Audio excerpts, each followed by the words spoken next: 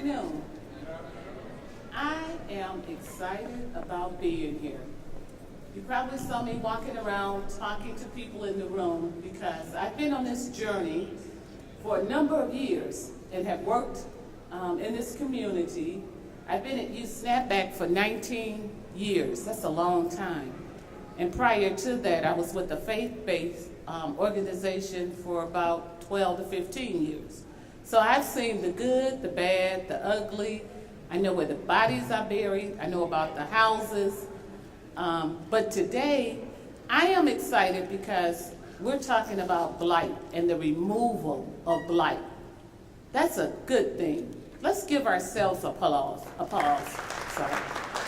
Because you could have been doing other things this morning. I'm sure that if you think about the list of things that you could have done, other than coming to hear me give a short speech and Charlie coming behind me talking about neighborhoods, but we're going to give you some information that you will not get anywhere else but right here today. On September 2013, the Obama administration announced that it would commit $300 million in federal dollars to the city of Detroit. That started the formation of the Blight Task Force, which is Dan Gilbert, who's the CEO of Quicken and Rock Financial, Glenda Price, who's with DPS Foundation, and myself, Linda Smith from Youth Snapback. And I'll tell you, on that afternoon when my receptionist says that someone says they're from the White House on the call, on the line, I started laughing. I put them on hold and thought it was Steve Harvey because I listened to the prank calls in the morning as I'm driving on the freeway. And so I started laughing because I'm saying, I don't know anyone. Well, you know, I know the president, right? We all know the president.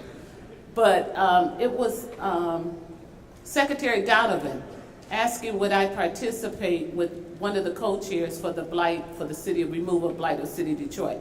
That's how we got started 9 months ago. And of course I said yes. And this journey has been an exciting journey from the start to the very end. I understand that everyone has their book. You have your book with you. Please take time to read the book. Just do not take it and put it in a stack, because I'll come around and I'll ask for it back. Because this has some great information. And my role with the task force was to make sure that the community input was included in this report. Whatever came out, I had to make sure that the community could take something, read it, implement it. Because at the end of the day, I go back to the community. I'm back in the community, and I have to be able to go to meetings and be able to stand with folks and say, that's right or that's wrong. And I can't do that if I don't believe what's in the book. So what's in the book, my name is on it, so that means I agree with it. I have a lot of papers. I rather freelance doing this and talk about a lot of stuff that probably nobody cares about but me. But my daughter reminds me that I have to write and use my script without going off of it. Over the past 9 months, the Blight Task Force has worked hard to identify every blighted property in the city of Detroit. We had a number of partners for the first time that came together, and we all left our agenda at the door. We met every Thursday for the past 9 months. We had partners like the United States Post Office who identified properties that mail was being delivered to and the properties that were vacant. We had DTE talk about where service was going on at those properties or not. We identified some illegal services going on with some houses that should have been boarded up. And so today I'm going to just talk to you a little bit about some of the findings or some of our discoveries from a community piece of this. You're here because you represent community, a block club, a neighborhood association, a community group. The city of Detroit is now organized, I'm supposed to have this clicker. Okay, there it is, sorry. The city of Detroit is now organized into 7 districts, and each district has a neighborhood managers. And in the room, I've seen 4, and if it's 5, I'm not sure, district managers. And can you stand? I don't know if you've been introduced. Have you been introduced? Okay, stand, because I think this is just great that they're here. Let's give them. I mean, this is commitment that they thought enough to come out today to be part of this, of the forum that we're having today. The district managers were all charged with working with the community to identify blighted properties within their district. Community organizing is key. The neighborhoods that are organized and working with district managers and participating with the Motor City mapping surveys to identify which houses should come down and making a case on which properties should not come down. The City of Detroit, prior to the work that we're doing now, if you had a property in the city, you could go to City Council and you could get a 6-month waiver to work on that house, and it would come off the demolition list. Well, that's not happening anymore. So if you think you have a house, yeah, that's a good thing. Very good. That no longer is the City Council gonna give you time to come back.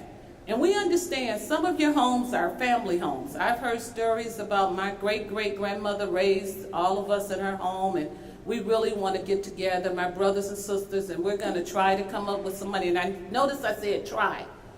That's not going to happen. If you have memories, I suggest you take a picture and take it fast. Because if it's blighted, it's coming down. I like that, all right. Thank you. One of the tools that will be available in the next 3 or 4 months is the Motor City mapping. Back in December, we had approximately about 175 surveyors that were employed from the neighborhood and from Quicken Loans to go out and survey every parcel in the city of Detroit. Now, if it was a house, they took a picture. There were 2 surveyors in the back of the car and 1 driver. If it was a vacant lot, try taking a picture with snow on a vacant lot. You can't tell what's under that snow, and we had a harsh winter this year. But we took pictures of every parcel in the city, 377 parcels. I looked at each one, believe it or not. No, just kidding. This information from the survey that they took, they did it on tablets, and it was transferred to the command center where we had people who were sitting there looking at the picture, looking at the questions that were answered to make a decision whether or not it was blighted or not. Currently, the Motor City mapping is being developed for an app that you will be able to use on your phone to take a picture of the house if the conditions have changed, or if you identify another blighted house in your community. You can have an app that will send that information back to the Motor City mapping, wherever their data center is.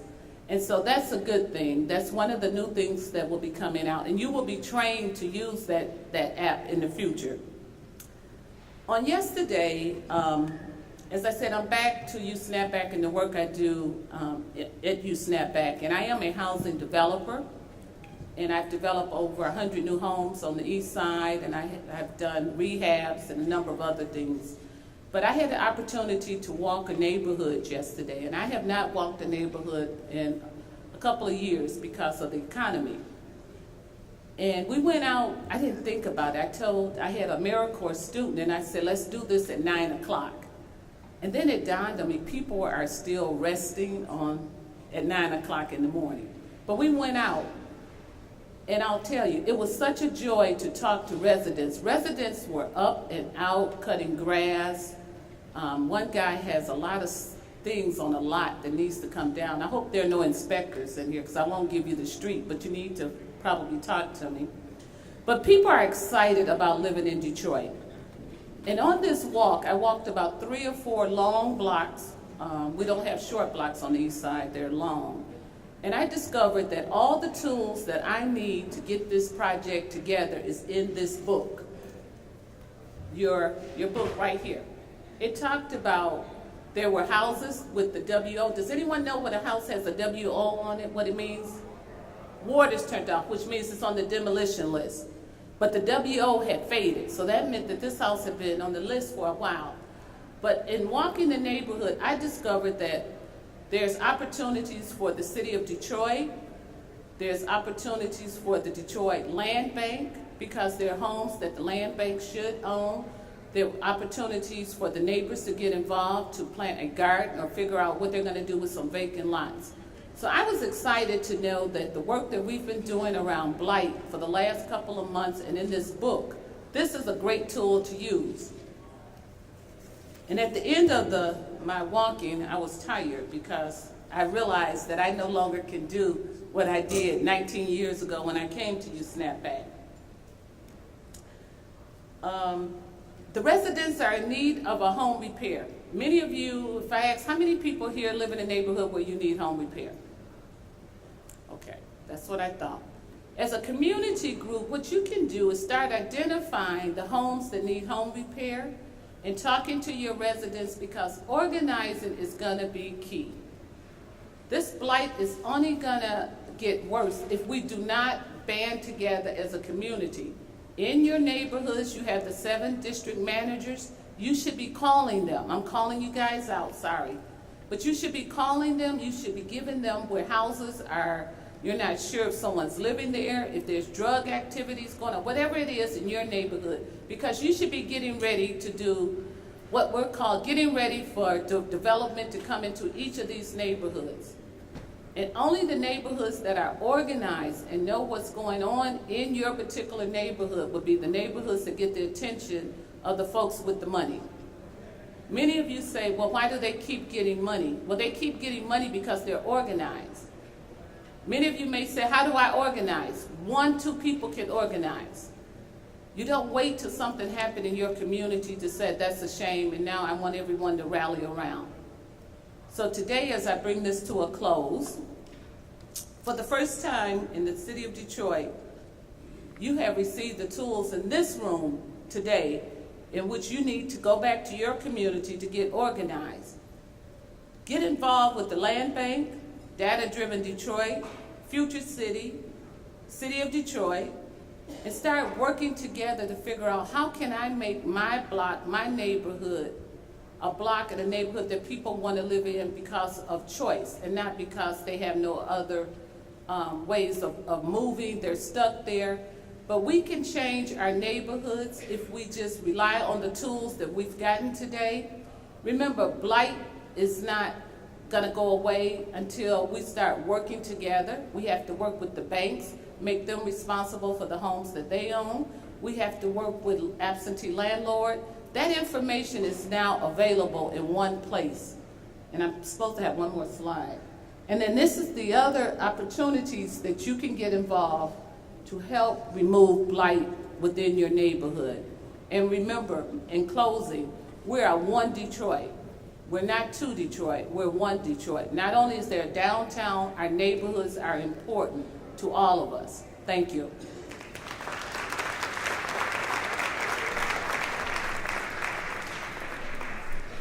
I don't know.